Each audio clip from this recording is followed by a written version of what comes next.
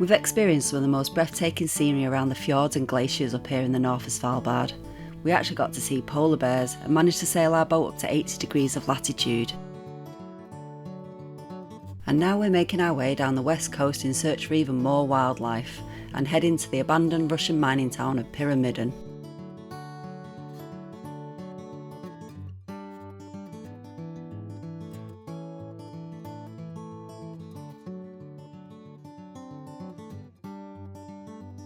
We're stopping at a spit on the east side of the island of Prince Charles that lies just off the west coast of Spitsbergen, where we'd heard that can be a good spot to find some walrus.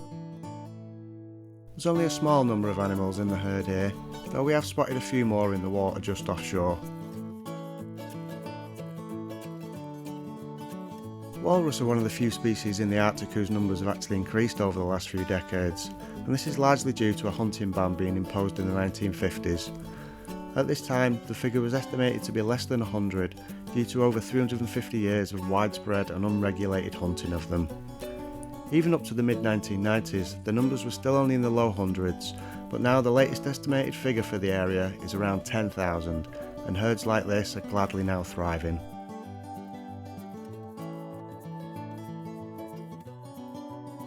Being able to sail up here in our own boat has been a huge privilege, and we fully appreciate how lucky we've been in able to do so, but we also realise that it isn't practical or even desirable for most people. For anyone that's interested in visiting Svalbard and wanting to see it from this perspective, there are a number of commercial sailing vessels that operate out Longyearbyen. These range from vessels not much bigger than ours with a small crew, to the larger tall ship vessels like this one. There's also the option to join one of the large cruise ships that visit here too, but there's now many access restrictions imposed on these as a result of their environmental impact on the area, and they've now been effectively banned from entering all but 2 of the main fjords. And I'm obviously biased on this, so I don't think I need to tell you which I'd recommend in choosing. As we made our way into Isfjorden, we spotted what we first thought was whitecaps on small distant waves, but these turned out to be one of several pods of beluga whales.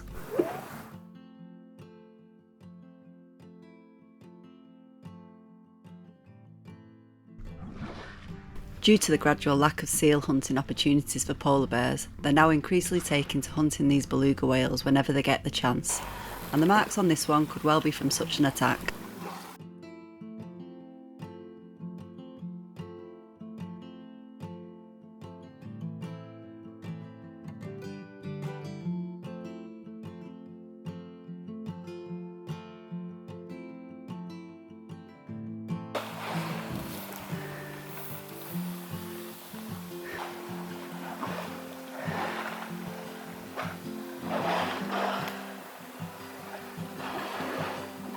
Now, I tell you this with deep sadness.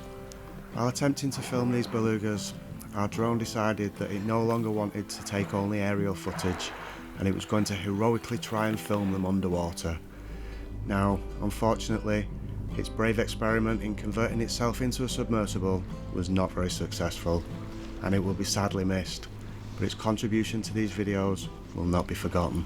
So, in an attempt to get a better vista for the video, Sally volunteered and valiantly ventured up the mast with the cameras to capture some footage of another group of whales swimming past the boat.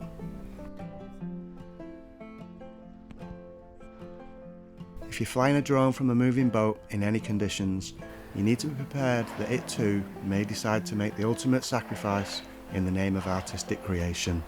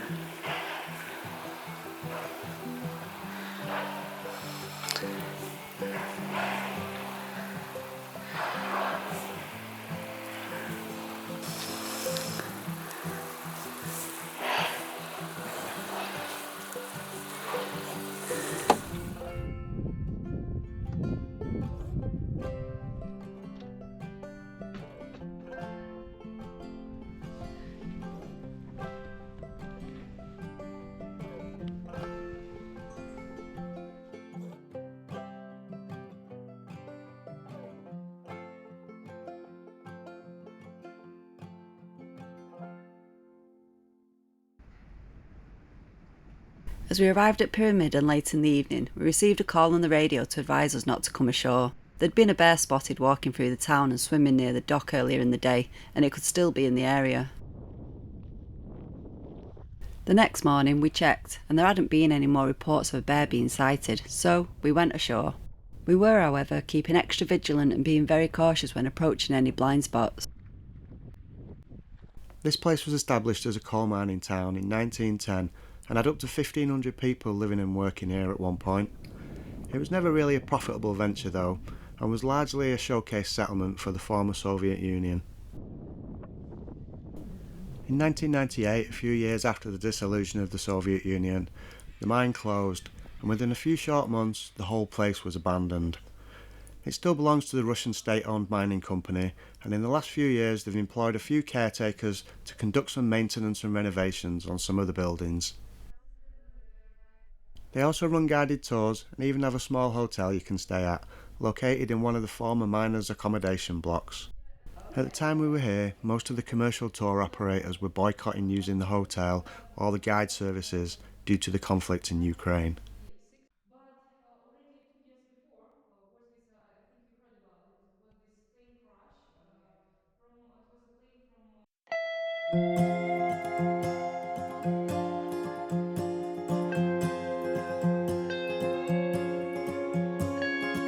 It's strange that this sign proudly states that this is at 79 degrees, when it actually falls quite a way short of that latitude.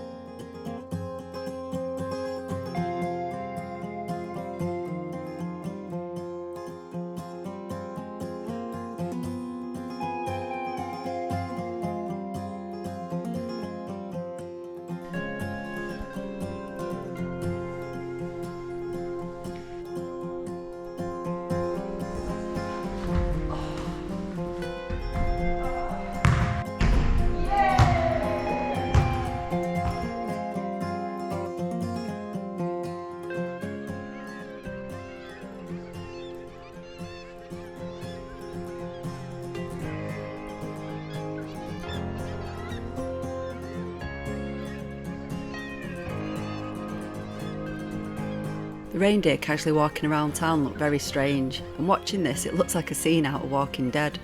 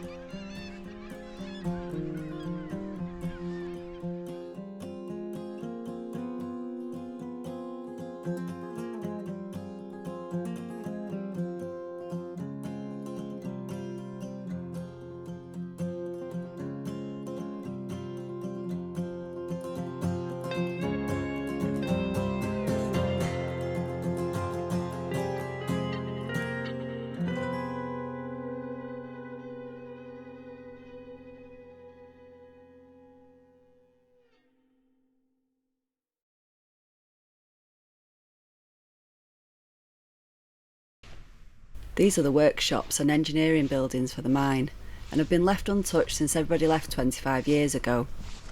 The doors were left wide open on these buildings, and as we're walking through, it's on our minds that a large male bear was seen only a few hundred metres away the day before. Confronting one in here would definitely be brown trouser time.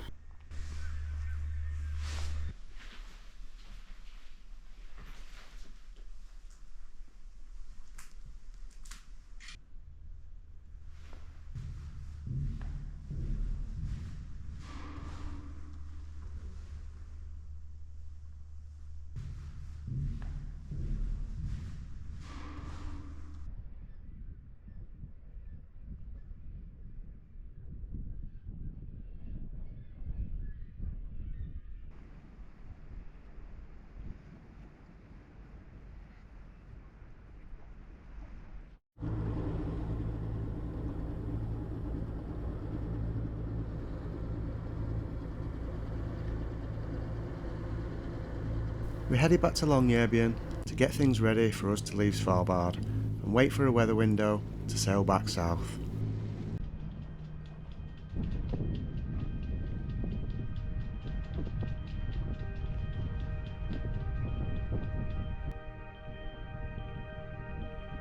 And while we were anchored in Isfjorden just outside the town, we were treated to another encounter with more beluga whales.